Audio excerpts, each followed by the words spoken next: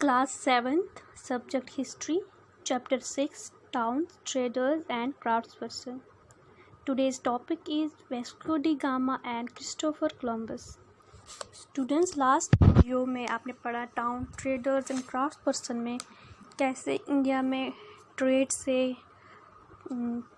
कस्बे तब्दील हुए शहरों में, फिर वो शहर कैसे धीरे धीरे ख़त्म हुए, डिक्लाइन हुआ और नए शहर आए।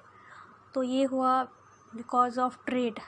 तो आज आपका जो ये चैप्टर है टाउन्स, ट्रेडर्स एंड क्राफ्ट्सपर्सन, ये ख़त्म होने जा रहा है और आज हम इसका लास्ट टॉपिक पढ़ेंगे Vasco D gamma and Christopher Columbus कि किन लोगों की वजह से ट्रेड बहुत ज़्यादा बढ़ा इंडिया में और एशिया में बिटवीन यूरोपियंस, और जिसकी वजह से फिर एशिया के कई कंट्रीज़ और अमेरिका के बहुत सारे कंट्रीज़ में यूरोपियंस ने वहाँ पर कॉलोनियलिज़म और इम्पीरियलिज़म का स्टार्ट, यानी कि उन पर पहले तिजारत करने आए, फिर उन पर कब्ज़ा ही कर लिया उन कंट्रीज़ पर।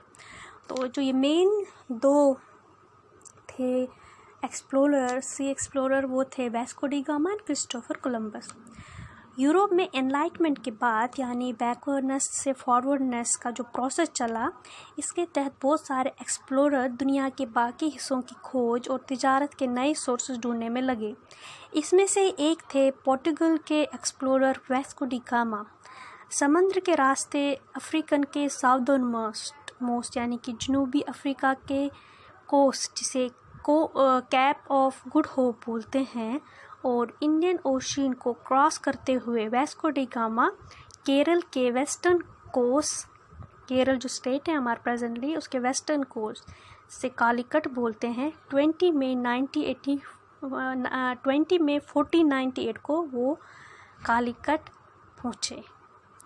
ये वास्को डी गामा को पोर्टुगल से समुद्र के रास्ते from Atlantic Ocean to Indian Ocean के ज़रिए जो वो इंडिया में पहुँचे, इसको पहुँचने के लिए, यहाँ तक पहुँचने के लिए उन्हें पूरा 1 साल लगा। वो पहले यूरोपियन बने जो समुद्र के रास्ते इंडिया पहुँचे। उन्होंने यूरोप और एशिया को समुद्र के रास्ते मिलाया, यानी कि अटलांटिक ओशन से कनेक्ट होते हुए इंडियन ओशन से वो इंडिया पहुँचे।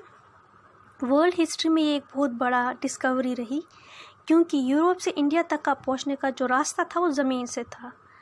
ये रास्ता काफ़ी लंबा और ख़तरों से भरा रहता था, जो स्टार्ट होता था इटली से, फिर तुर्की, फिर इजिप्ट, फिर साउथ अरेबिया, फिर यूएई, फिर इंडिया। ये जो रास्ता था ये काफ़ी लंबा था और ख़तरों से भरा रहता था, और जितना मुनाफा होता था उससे ज़्यादा खर्च होता था इस रास्ते के दौरान। इसीलिए समुद्री रास्ता जो नया निकाला, वास्को डी गामा ने ढूंढ निकाला 1498 को, एक तो छोटा था और आसान था। इस रास्ते से यूरोपियंस आसानी से इंडिया और एशिया ट्रेड करने के लिए पहुंचने लगे। पोर्टुगीज़ के बाद डच, फ्रेंच और इंग्लिश सेलर्स भी ट्रेड के लिए इस रास्ते से एशिया पहुंचने लगे और इंडिया पहुंचने लगे। इसी तरह इटालियन सेलर थे क्रिस्टोफर कोलंबस।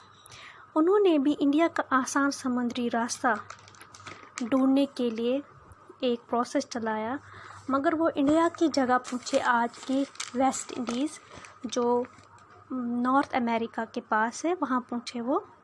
और इसकी वजह से क्या हुआ, नॉर्थ अमेरिका और साउथ अमेरिका पर यूरोपियन कंट्री जैसे इंग्लैंड, फ्रांस, स्पेन, पोर्टुगल जैसे कंट्रीज़ ने कब्ज़ा किया, और वास्को डी गामा की इंडियन सी रूट को ढूंढने की वजह से साउथ ईस्ट एशिया में कई मुल्कों पर यूरोपियंस ने कब्ज़ा किया, जो पहले ट्रेड से शुरू हुआ था। तो स्टूडेंट, आपको ऐसे पता चला कि ट्रेड की वजह से ही टाउन्स और क्राफ्ट पर्सन्स फेमस हुए।